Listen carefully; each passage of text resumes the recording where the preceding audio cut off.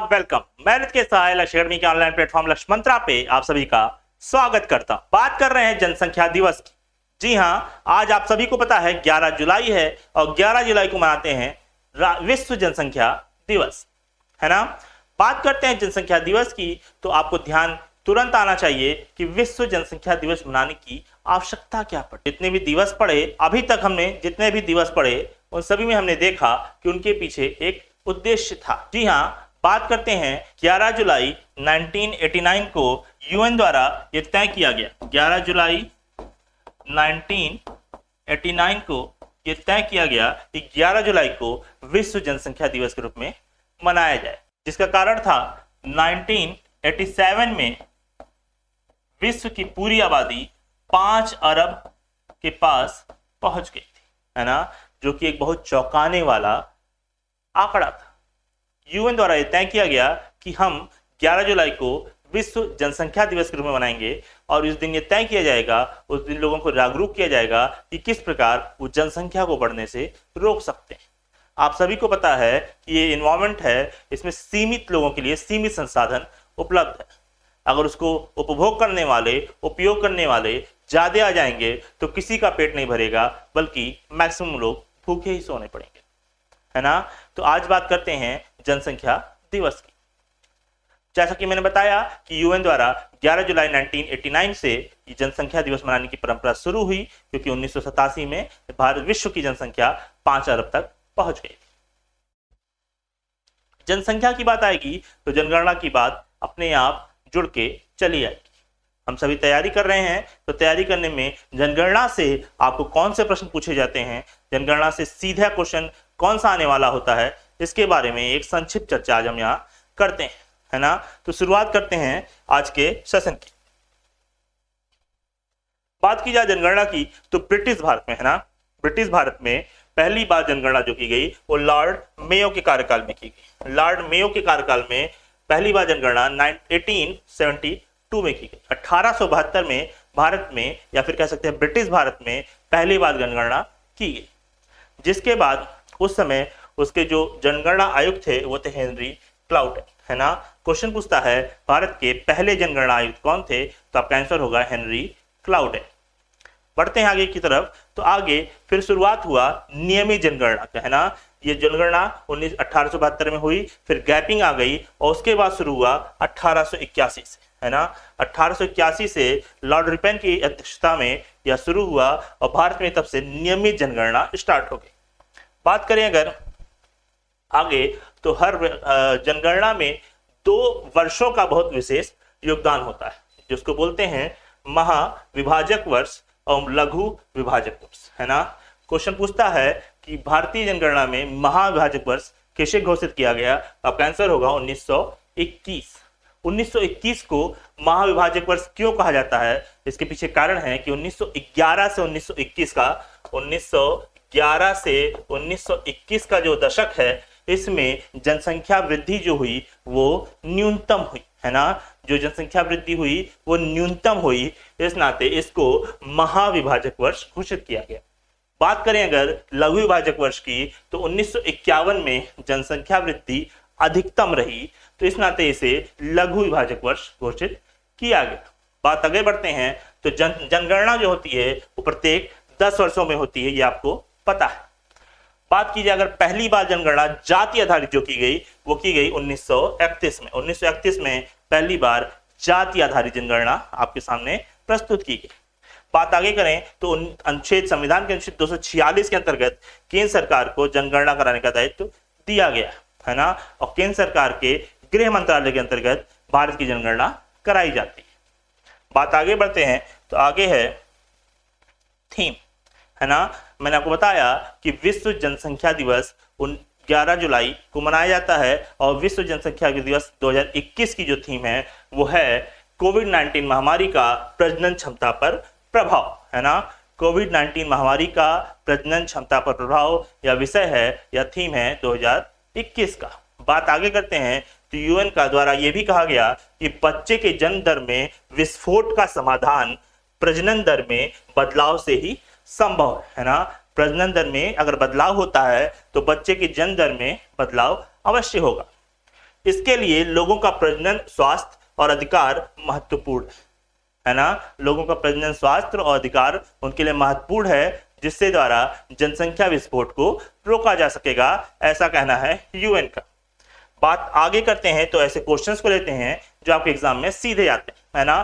Question है, विश्व में सर्वाधिक जनसंख्या वाला देश कौन सा है? आपके सामने ऑप्शन है इंडोनेशिया, संयुक्त राष्ट्र अमेरिका, भारत और चीन। तो यहाँ का आंसर क्या होगा? आप सभी को पता है कि विश्व में सर्वाधिक जनसंख्या वाला देश आपका चीन है, जो कि पड़ोसी देश है। दूसरे स्थान पे आता है भारत, और तीसरे स्थान पे आता है अमेरिका, और चौथे स्थान पे आता है इंडोनेशिया, है ना। तो इस तरीके से भारत का सर्वाधिक जनसंख्या वाला देश कौन सा हो गया? चाइना हो गया। बात आगे करते हैं अगले क्वेश्चन की। तो अगला क्वेश्चन कहता है कि विश्व में सबसे कम जनसंख्या वाला देश कौन सा? तो विश्व में सबसे कम जनसंख्या वाला जो देश है वो है वेटिकन सिटी। वेटिकन सिटी विश्व में सबसे कम जनसंख्या वाला देश है।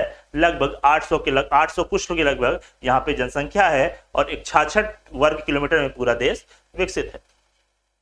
अगला क्वेश्चन पूछा जाता है कि सबसे कम जनसंख्या दर, है ना, शून्य जन दर वाला देश कौन सा है? तो आपके सामने ऑप्शंस हैं नॉश, वेटिकन सिटी, ऑस्ट्रेलिया, पेरू। तो इसका सही आंसर होगा वेटिकन सिटी। वेटिकन सिटी में कोई भी पैदा नहीं होता, शून्य जन दर वाला देश है। बढ़ते हैं आगे, तो भारत में सर्वाधिक जनसंख्या वाला राज्य कौन सा है? बात आ गई भारत की, तो भारत का सर्वाधिक जनसंख्या वाला राज्य क्वेश्चन है, ऑप्शन में है पश्चिम बंगाल, बिहार, महाराष्ट्र और उत्तर प्रदेश। तो आप आंख बंद करके बना सकते हैं, उत्तर प्रदेश भारत का सर्वाधिक जनसंख्या वाला राज्य है। बात की जाए अगर अगले क्वेश्चन की, तो भारत में सबसे कम जनसंख्या वाला राज्य कौन सा है? तो भारत का सबसे कम जनसंख्या वाला राज्य है सिक्किम, है ना। सिक्किम भारत का सबसे कम जनसंख्या वाला राज्य है। अगले क्वेश्चन की बात करते हैं, तो उत्तर प्रदेश में सर्वाधिक जनसंख्या वाला जिला कौन सा है? अब बात उत्तर प्रदेश की आ गई, तो उत्तर प्रदेश में सर्वाधिक जनसंख्या वाला जिला आपका प्रयागराज है, ठीक है। ये ध्यान में रखना है, बहुत ही इंपॉर्टेंट है। दूसरे स्थान पे मुरादाबाद आता है, तीसरे स्थान पे गाजियाबाद आता है, और चौथे स्थान पे आपका आता है आजमगढ़। बात करते हैं अगले प्रश्न की, तो अगला प्रश्न कहता है भारत में सर्वाधिक जनसंख्या वाला जिला कौन सा है? तो भारत में सर्वाधिक जनसंख्या वाला जिला जो है आपका वो ठाणे है। आपको सभी को पता है बृहन मुंबई के अंतर्गत आता है ठाणे, और आता है महाराष्ट्र, है ना। तो भारत में सर्वाधिक जनसंख्या वाला जिला ठाणे, और भारत में सबसे कम जनसंख्या वाला जिला की बात की जाए तो दिबांग घाटी। अब यहाँ कंफ्यूज नहीं होना, है ना, ये भारत की बात हो रही है। उत्तर प्रदेश की बात हमने कर चुका। उत्तर प्रदेश में सर्वाधिक जनसंख्या वाला जिला प्रयागराज, और सबसे कम जनसंख्या वाला जिला महोबा, है ना। और भारत के जिलों की बात की जाए तो भारत में सर्वाधिक जनसंख्या वाला जिला जो है वो कौन सा है? ठाणे है, और सबसे कम जनसंख्या वाला जिला आपका दिबांग घाटी अरुणाचल प्रदेश है। बढ़ते हैं अगले प्रश्न की ओर। अगला प्रश्न कहता है भारत में सर्वाधिक जनसंख्या वाला केंद्र शासित प्रदेश कौन सा है? तो भारत में सर्वाधिक जनसंख्या वाला केंद्र शासित प्रदेश आपका है दिल्ली, है ना। भारत में दिल्ली जो है वो सर्वाधिक केंद्र शासित प्रदेश वाला राज्य है ना। बात की जाए भारत में सबसे कम जनसंख्या वाला केंद्र शासित प्रदेश कौन सा है? तो भारत में सबसे कम जनसंख्या वाला केंद्र शासित प्रदेश लक्षद्वीप है। लक्षद्वीप की जनसंख्या केंद्र शासित प्रदेशों में सबसे कम है। अगले प्रश्न की ओर चलें, तो अगला प्रश्न कहता है किस राज्य में सर्वाधिक दशकीय जनसंख्या वृद्धि दर्ज की गई, है ना। दशकीय जनसंख्या वृद्धि ये अपने में इंपॉर्टेंट है। एक दशक में जो संख्या की वृद्धि होती है उसे कहते हैं दशकीय जनसंख्या वृद्धि। तो यहाँ क्वेश्चन है कि किस राज्य में सर्वाधिक दशकीय जनसंख्या वृद्धि देखी गई? तो इसका आंसर होगा मेघालय। मेघालय में सर्वाधिक दशकीय जनसंख्या वृद्धि देखी गई। और बढ़ते हैं अगले प्रश्न की ओर। तो अगला प्रश्न कहता है किस राज्य में सबसे कम दशकीय जनसंख्या वृद्धि देखी गई? तो सबसे कम जो दशकीय जनसंख्या वृद्धि देखी गई वो देखी गई नागालैंड में। नागालैंड में सबसे कम दशक में जनसंख्या वृद्धि देखी गई। बढ़ते हैं अगले प्रश्न की ओर। अगला प्रश्न कहता है सर्वाधिक जनसंख्या घनत्व वाला देश कौन सा है? जनसंख्या घनत्व का सेंस होता है भैया प्रति 1000 किलोमीटर पे कितने लोग रहते हैं, है ना। प्रति 1000 किलोमीटर पे कितने लोग रहते हैं? तो सर्वाधिक जनसंख्या घनत्व वाला देश जो है वो है आपका सिंगापुर, है ना। सिंगापुर में सबसे ज्यादा लोग रहते हैं प्रति 1000 किलोमीटर के दूरी पर। अगली बात करते हैं तो अगला प्रश्न है सबसे कम जनसंख्या घनत्व वाला देश कौन सा है?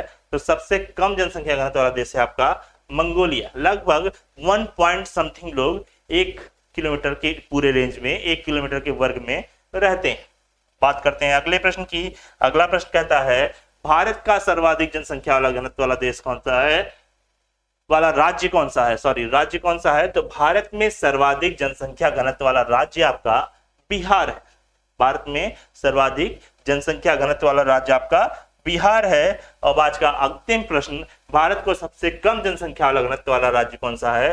तो सबसे कम जनसंख्या वाला घनत्व वाला राज्य है अरुणाचल प्रदेश। अरुणाचल प्रदेश में सबसे कम जनसंख्या घनत्व है, लगभग 17 लोग 1 किलोमीटर के रेंज में रहते हैं, है ना। इस प्रकार आज के लिए इतना ही।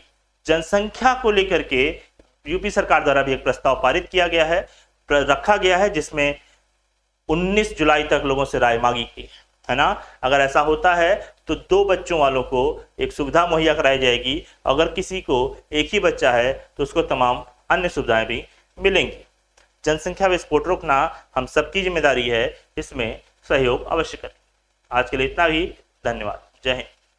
Please subscribe to our YouTube channel Laksh Academy and press the bell icon to get new video updates.